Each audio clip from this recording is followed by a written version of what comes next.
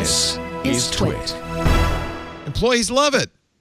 It sounds like they're expanding the hours that they expect people to work. Oh,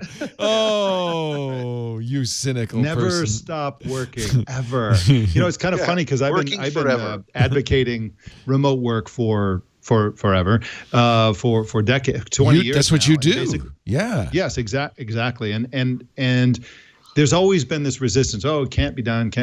And now everybody's doing it, and people are saying, "Hey, that really could have been an email. This is like totally working."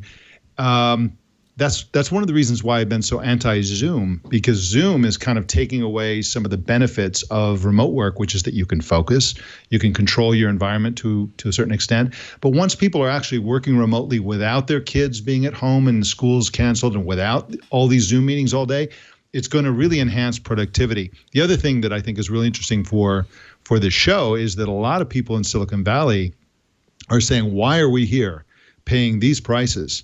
Right. Dealing with this traffic. They don't have to. If we're going to be from home, our home could be anywhere. And so why don't we go live in a cabin? Why don't we go live abroad? Why don't we live in a small town? And this is really, I think, going to change the dynamics of cities. Probably not great for the cities, but probably great for the lifestyle that people, especially people lucky enough to work in tech and other kinds of industries where you can work remotely, work. And I think it's going to be a massive transformation. It's really an accelerant of a trend that was already inevitable. I think we've just leapt forward 10 years in terms of how many people are going to be working from home.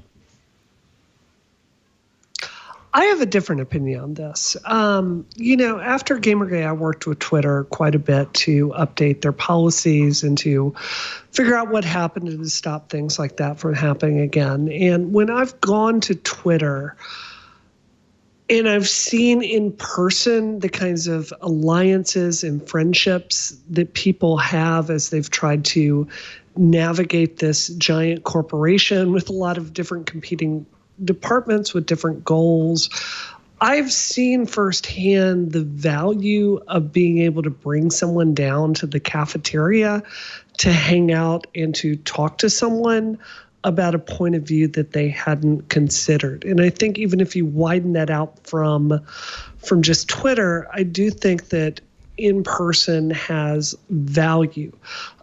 Does that mean that every single company moving forward needs to spend a huge amount of money paying for San Francisco real estate? No, of course not. But I do think that there's something that gets lost when you move to 100% virtual, especially in engineering teams. If you talk to Matt Mullenweg, who is the founder of WordPress, runs parent company is Automatic.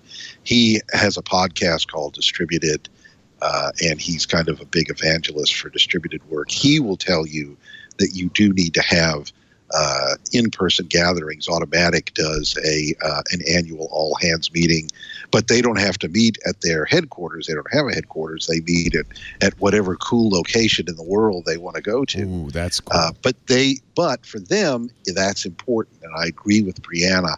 I think what we'll see is maybe a kind of a hybrid thing that will happen.